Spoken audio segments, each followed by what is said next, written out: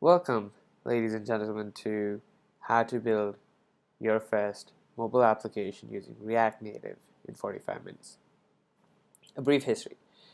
React Native sort of came off as a brainchild project from the ever so successful front-end framework, or rather say library, React.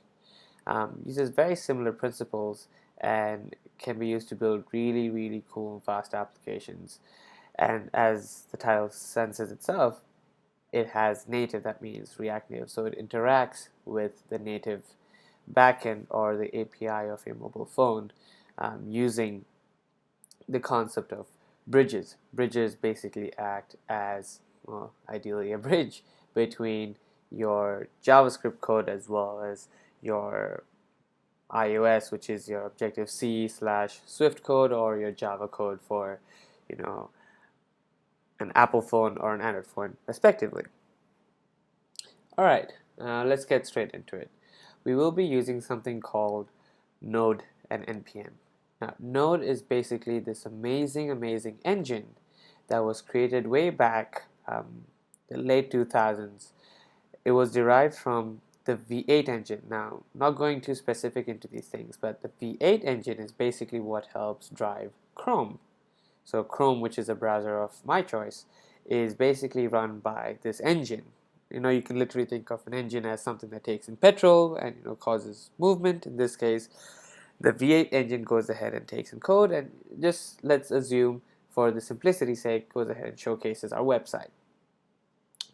Now, with that being said, before it was isolated to the Chrome, but then that got extracted so that we can actually use Node and the power of JavaScript on our mobile phones as well as our computers or MacBooks or Windows, whatever you own. And then we use also something called NPM, which stands for Node Package Manager. Basically, all NPM is a bunch of cool files or programs written by amazing people.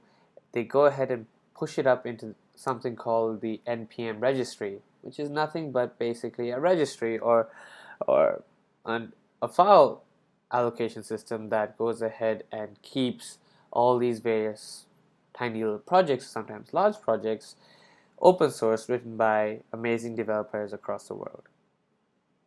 So what we're going to do is go ahead and download Node, go ahead and follow the installation process that Node gives us, and once we go ahead and install Node to our specific platform, we can then go ahead and interact and use it. Now, like I said, Node is nothing but an engine that goes ahead and lets us execute JavaScript code in our platforms, such as a MacBook or a Windows. I'm using a MacBook in this instance. All right, we are also going to need something to go ahead and actually edit as well as look at our code. And what we're going to use is something called atom.io.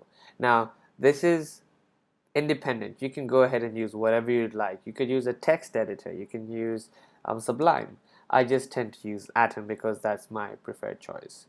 Now, Atom is a few megabytes, I think almost 100 megabytes large, so I've already pre-installed it, but it's a rather straightforward and simple installation, so I encourage you to go ahead and install that in your specific and respective platforms. Now, once we've done this, we're going to go ahead and, in some cases, might be your first time, open up the terminal. Now, you can go ahead and find the terminal by pressing Command and Shift together, which opens up your global search bar, and you can type in terminal, which is terminal, or for those seasoned developers, just go ahead and open your terminal. Now, once we're in our terminal, first thing we're going to do is check whether our installations have gone great, which is we're going to go ahead and type in NODE space -v, which basically says, can you go ahead and check the Node version? Similarly, we're going to go ahead and do npm space -v, which goes ahead and checks for the npm version. Now, to go ahead and build our application, we're going to use something called Create React Native App. Now, you don't need to get too confused or too stressed about that or what it stands for. It basically lets us go ahead and create our application. It creates a boilerplate or a template. A template is basically predefined code that lets us go ahead and follow some basic structure on creating our application. I'll leave a link for you to go ahead and read a little more into Create React Native App and how it integrates with something called Expo. Now, I know I'm talking a lot of all these funny words, but I kid you not, it's nothing to stress about. These are just basic jargons that I'm just throwing out there. You don't need to worry too much about it for the first 45 minutes of your awesome application. Now, because I need to go into it, Expo, for those who are aware, is basically the Rails for React Native. Now, what does that mean?